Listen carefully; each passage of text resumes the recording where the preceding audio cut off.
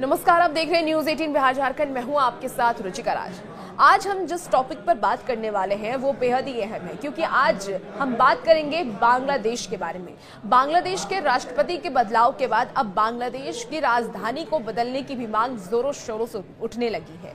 लेकिन आखिर क्यों बांग्लादेश की राजधानी को बदलने की बात सामने आ रही है, क्यों वहां के लोग बांग्लादेश की राजधानी को बदलवाना चाह रहे हैं, आइए इस वीडियो के जरिए विस्तार से पूरी जानकारी देते हैं।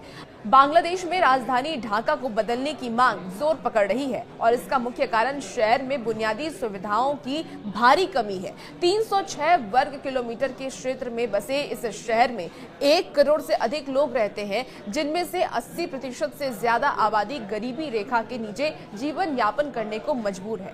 ढाका नदी के किनारे स्थित है, लेकिन बड़ी संख्या में लोगों को स्वच्छ पेयजल का पानी तक उपलब्ध नहीं हो पा रहा है और स्थिति यह है कि शहरीकरण में स्थिति और ज्यादा बिगड़ रही है। चुनिंदा क्षेत्रों को अगर हम छोड़ दें तो पूरा शहर अव्यवस्थित विकास से जुड़ा हुआ है और वहां पर बिल्कुल ही व्यवस्थित तरीके से विकास नहीं हो पा रहा है। धूल, मिट्टी, इसके साथ ही टूटी सड़कें और बदहाल ट्रैफिक व्यवस्था, कमजोर कानून व्यवस्था और मूलभूत सुविधाओं की कमी ने यहाँ के जो निवासी हैं, जो लोग वहां रहते हैं, उनके जीवन को और भी ज्यादा कठिन बना दिया है।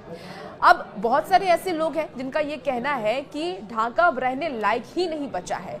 लेकिन ऐसा लोग क्यों कह रहे हैं, आखिर और क्या कुछ बदहाली वहां पर नजर आ रही है, वो भी जानते हैं। ढाका ट्रिब्यूनल की रिपोर्ट के मुताबिक अब स्थानीय लोग भी शहर में रहने को योग्य नहीं मान रहे हैं।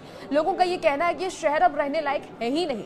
ढाका में हर चीज केंद्रीकृत होने के कारण नागरिकों को मजबूरी में भीड़ भाड़ का सामना भी करना पड़ता है। यहाँ तक कि अगर कोई सुरक्षित और बेहतर जीवन की तलाश में इस शहर से बाहर जाने का चाहे भी तो ये आसान विकल्प नहीं होता।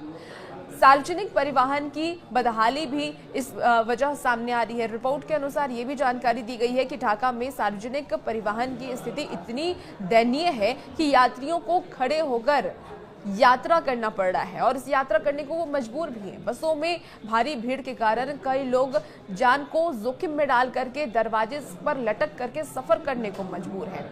एक निजी बैंक के अधिकारी ने अपनी जो कठिनाइयां हैं, परेशानियां हैं, उसे भी साझा किया है। उन्होंने कहा है कि रोजमर्रा के संघर्ष को साझा करते हुए उन्होंने अपनी आप बीती सुनाई है। ऑफिस टाइम में बस में जगह नहीं मिलती है। लगभग नामुमकिन ही होता है कि बस में जगह मिल जाए और वो सुरक्षित बैठ करके यात्रा कर पाए। लेकिन नौकरी छोड़ना भी कोई विकल्प नहीं है, इसलिए हमें किसी भी तरह बस में चढ़ना पड़ता है और धक्का खाते हुए अपनी यात्रा को करना पड़ता है, या फिर कह लीजिए कि दरवाजे पर लटक कर भी कई बार हम सफर करने को मजबूर हो जाते हैं। या ये सारी बातें वहां के लोगों का कहना है। वहां के लोग खुद इस अपनी आपबीती को सुनाते हुए नजर आ रहे हैं। सड़कों पर पैदल चलना भी मुश्किल हो गया है, क्योंकि आपको बता दें कि वहां के एक निवासी ने कहा है कि भीड़ भाड़ सिर्फ बसों तक ही सीमित नहीं है, सड़कें भी अक्सर जाम रहती है, सड़कों पर भी अक्सर जाम लगा रहता है और फुटपाथ पर चलना भी मुश्किल हो जाता है। लेकिन कोई इसका विकल्प अब तक सामने नहीं आया है। सरकार ने कोई ऐसी व्यवस्था की नहीं है जिससे आम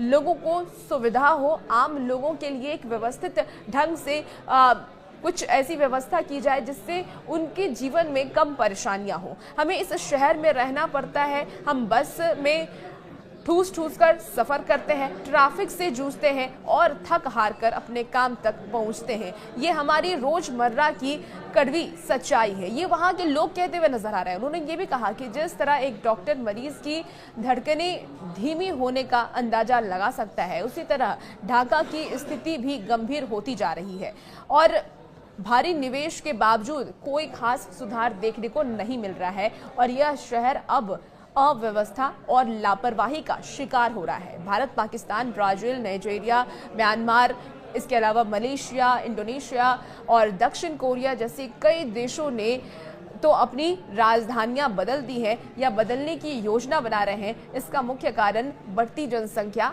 और इसके साथ ही यातायात की भीषण समस्या है।